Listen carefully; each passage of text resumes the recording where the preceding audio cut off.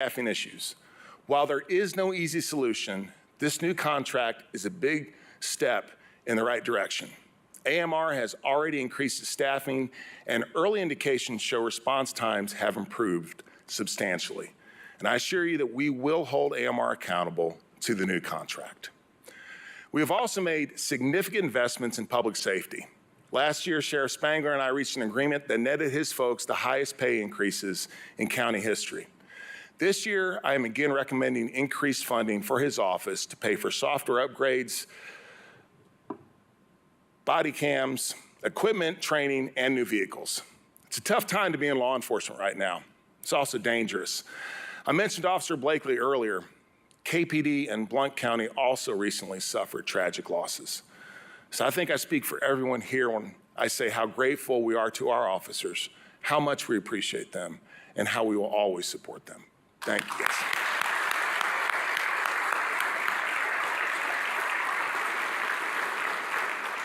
In addition to policing, there are other factors impacting public safety as well as quality of life. A big one's mental health. For too long, we have treated mental illness as a law enforcement problem, but we're working to change that. We continue to support the Behavioral Health Urgent Care Center, which provides an alternative to jail for people in need of mental health services.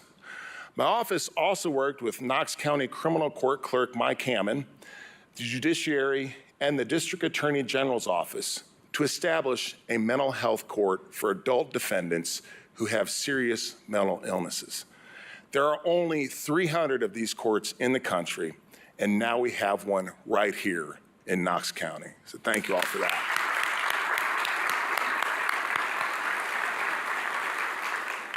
Another unique program that I'm very proud of is Elevate Recovery High School, a partnership between Knox County Schools and the McNabb Center. By helping high school students overcome substance misuse problems, these kids get a better chance at success in life. Thank you guys for that, too.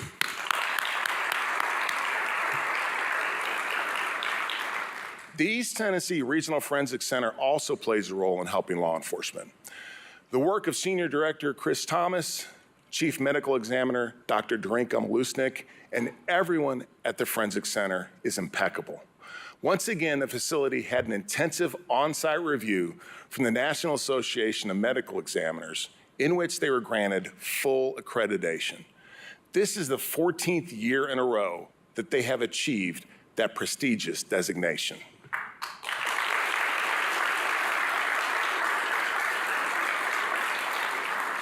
I'd also like to thank Chris for his efforts in giving our veterans the end of life honors and recognition they deserve. Along with Berry Funeral Home, Chris helps arrange burials with military honors for veterans whose remains go unclaimed. And speaking of honor our veterans, thank you to Buzz Buswell and our Veteran Services team for all they do to help those who have served this great nation.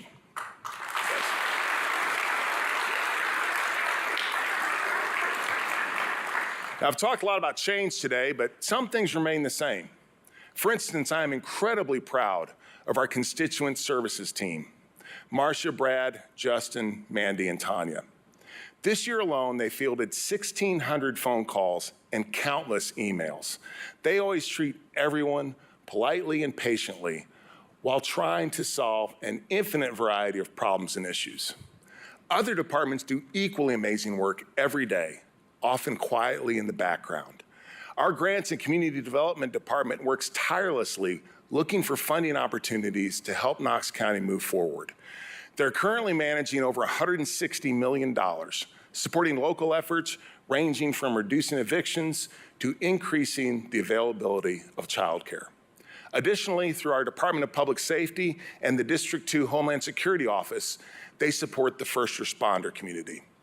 This year, working with their colleagues in the city, Jenny Holden and her team at Community Development successfully helped launch the Office of Housing Stability. This is one of many ways in which the city and county work together. So Mayor Kincannon, thank you for always being such a good partner with us.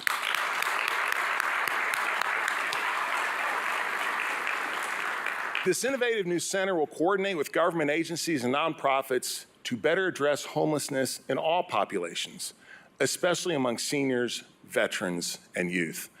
The Office of Housing Stability hit the ground running, and this year it plans on establishing a 5-year strategy to address homelessness. One crucial move the office made this winter was to create a warming center pilot program. It was key during the January storm.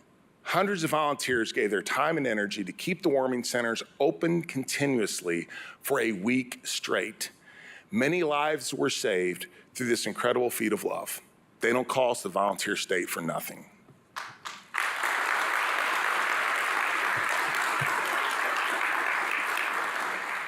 Our Human Resources and Benefits team, under the leadership of Stephanie Candler, makes sure we attract and retain top-tier talent, the kind of people we want and need in public service. Zach Webb and his IT staff make it possible for us to come in every day and take it for granted that our computers will run seamlessly, that our data is protected, and that we have access to leading-edge technology. Our procurement department, under the experienced leadership of Matt Myers, makes certain that major projects are bid in a competitive, transparent way, which ensures the public gets the right result for the best price. And our risk management team, led by our trusted colleague, Randy Smith, well, they just worry all the time, pretty much about everything. But then that is their job, isn't it? Seriously, their watchful eye helps keep us safe and out of harm's way and minimizes the county's liabilities. Without all these folks, Knox County government simply does not work. So starting January 1st, I am proposing a two-step raise for general government employees and our sheriff's office, roughly the equivalent of a 2% salary increase. I wish I could match what we've been able to do these past 5 years, but unfortunately our finances are tight. While we do have more money coming in, partly in thanks to some innovative programs coming out of the trustee's office, our expenditures are also a lot higher due to inflation and other factors. We can't print money the way the federal government does. Just like the private sector and all of us here today, local governments are subject to the price inflation that printing money causes. So putting together a fiscally responsible budget is harder than ever. However, all of us must live within our means, and that includes government. Speaking of government living within its means, can we please give a huge round of applause to Congressman Tim Burchett and our U.S. Senators for holding the line on federal spending.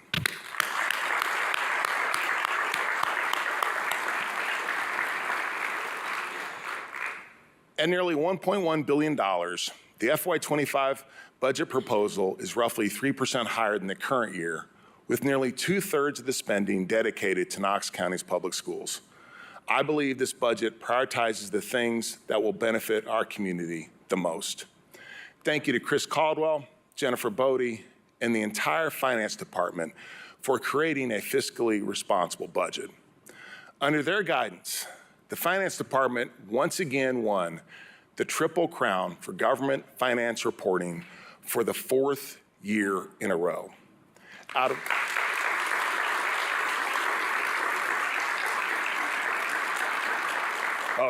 It's good.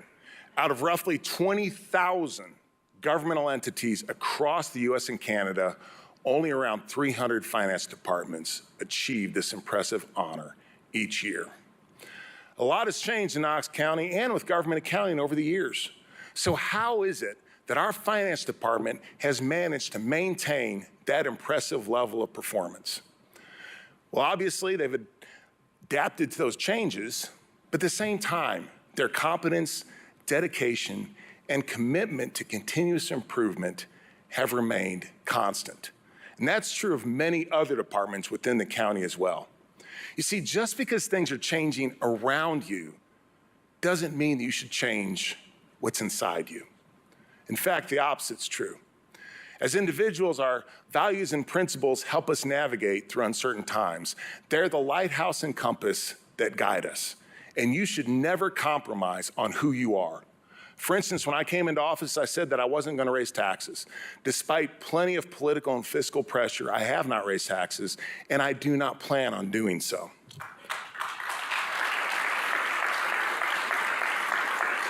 A while back, I walked into my office to see an older lady sitting in the reception area. And she was crying. When I asked her what was wrong, she told me that she was on a fixed income and her husband had recently passed away, so times were real tough for her. She had come down to the city-county building to pay her property taxes, but for various reasons, her taxes were much higher than she expected. She showed me an envelope that had a little money in it. That was all she had to get through the rest of the month.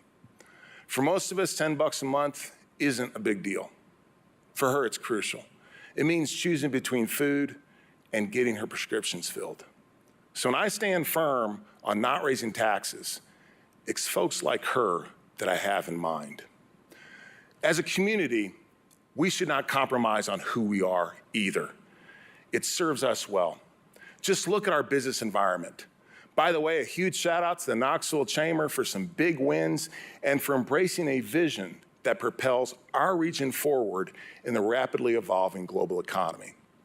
Over the past year, Custom Foods announced a major expansion of 249 jobs and $51 million in capital investment. Axel Logistics, founded and operated by a couple University of Tennessee graduates, is adding 651 jobs and making a $38 million capital investment. And just Friday, Beehive Industries cut the ribbon on a $4 million expansion and 100 new jobs. We've had a company from Germany, our friends at Voitis, come here.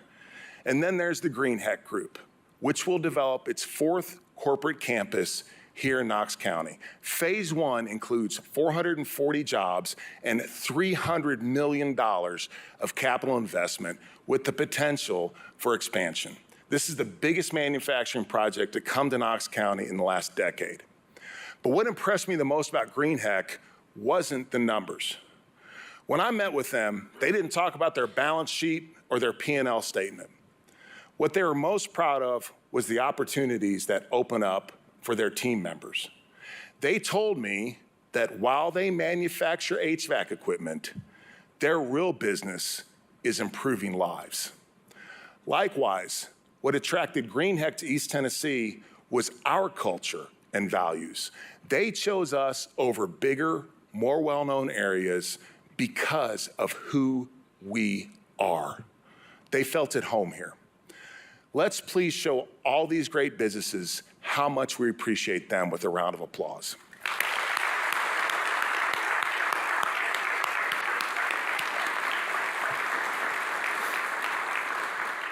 There is no doubt that we live in tumultuous times.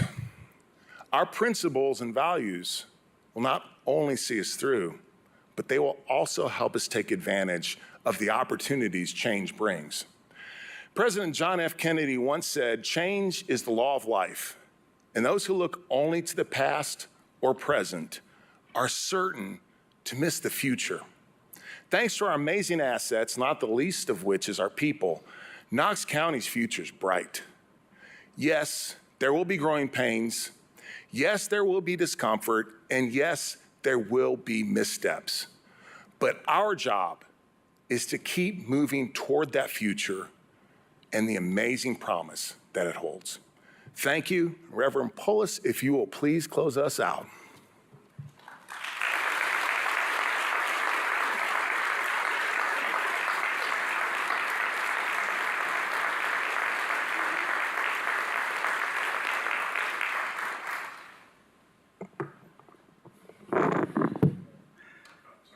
On behalf of the mayor, I would like to invite you Thursday to a memorial service for 8 unclaimed veterans that I will be presiding over at the Governor John Sevier State Veterans Cemetery.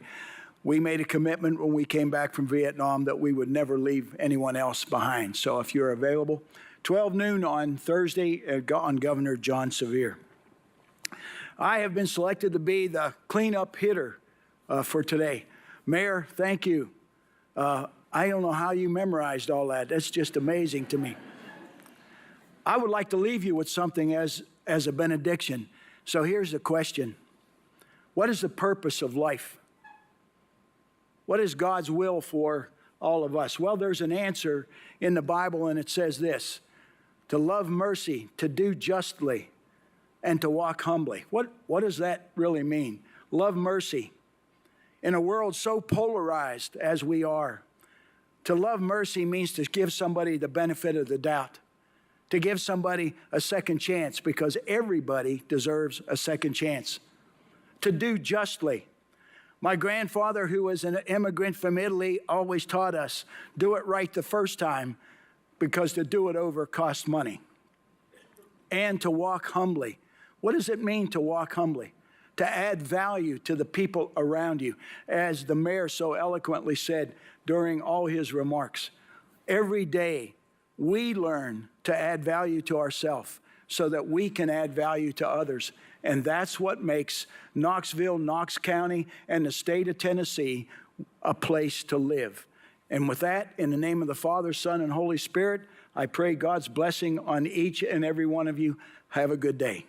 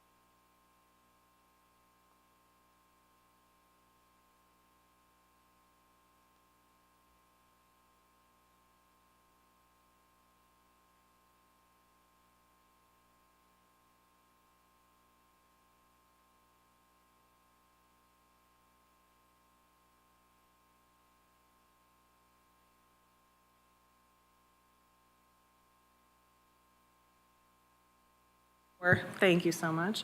I'd like to call this meeting to order. Thank you all for joining us here today. I'd like to start with the roll call. Michael Covington, Present. Crystal Gibson, Rusty Goddard, Stephen Goodpaster, Here. Mr. Hilliard, Miss Oakrode, Here. Miss Rando Smelser, Miss Stafford, Here. Mr. Wood, Miss Durrett, Here. Mr. Kennedy, and Mr. Stennett. And would Crystal Gibson please give the devotional? Yes. There you Does that go. work? That's Oh. perfect. My voice carries, so I never ever need a mic. So I wanted to start by saying 1 Corinthians 13:13 from the New International Version. And that verse from the Bible, it says, "And now these things remain, faith, hope, and love, but the greatest of all is love." I'm kind of piggybacking off of Courtney from our last meeting in February where she talked about love and Valentine's Day. And Paul's point here in speaking to the Corinthian in the church is that essentially faith, hope, and love are united. And what happens to one happens to all. And what happens if you look deeper into that chapter and you do the translation, and it basically says that faith, hope, and love, they remain and they endure. And love conquers all. Now, I give you that verse to give you the rest of the story. I don't remember when it was when I came across the starfish story, but I had to make my notes just to make sure I didn't mess it up because it's such a good story and it's always stuck with me and it reminds me as I go through life. It's just one of those things that just keeps coming back. So I thought I would share it with you. If you haven't heard it, some of you probably have. So a brief synopsis of the starfish story is that an older man, he goes for a walk on the beach after a big storm has passed. And on this particular day, it's because of the storm, the beach was absolutely littered with starfish. And from a distance, the man spotted a little boy. The boy seemed to be picking up something, and he was throwing it back into the sea. The man could see that he was doing something over and over and over again, but he couldn't quite put his finger on what exactly he was doing. But when the little boy got close enough, the man asked, "What are you doing, son?" The boy replied, "I'm throwing the starfish back in the ocean. If I leave them here, they will die." So the old man laughed and kind of mocked the little boy, and he replied, "There's thousands and thousands of starfish on the beach. You're not making much of a difference, and you're not going to do much good." Well, the little boy knelt down. He picked up another starfish, and he threw it back into the sea. He smiled as he turned to the old man, and he said, "But I made a difference to that one." So basically, I love that story. And as a kid, like I said, it's always stuck with me. And you know, when you're young and growing up, you think you can just conquer all. But you really can't because you grow up and you realize, well, life happens and the world is not that great of a place. But I give you that story in my devotion because I wanted to just, remind us and anybody listening or whatever. But if we cling to faith, hope, and love, and because love conquers all, we can make a difference. And we might not be able to change the world, and we might not be able to throw every single starfish back into the sea. But if we take just a moment and pause and have an impact on one, then that's all we can do. So, Thank you for that. Lovely. And then Courtney for the Pledge of Allegiance. Please rise and face our nation's flag. Salute, pledge. I pledge allegiance to the flag of the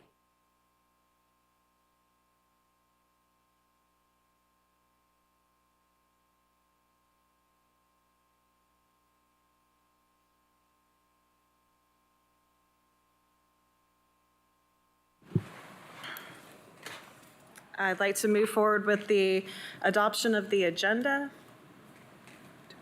Ask if there's any additions or Are there any additions? hear a motion. Can I hear a motion So moved. and a second? Second. All in favor? All in favor? The agenda is adopted. The agenda is adopted. Same thing with the approval of On minutes. the approval of the minutes, ask if they've all gone out to everybody. Are there any additions or deletions or changes that need to be made? Okay. If everybody has reviewed the minutes, does anybody have anything to add to the minutes? Any changes? And I'd like to motion Is there a motion to approve. I move to accept the minutes And from the a last second. meeting. And a second, okay. in favor? And all in favor? Aye. All right, Okay. so moved. There is no, And there's no old business no new business. and no new business. Has anybody got anything to say? Does anybody have anything to say? Oh, I do. I have to correct that. Yeah. I gave Kurt the credit, but it was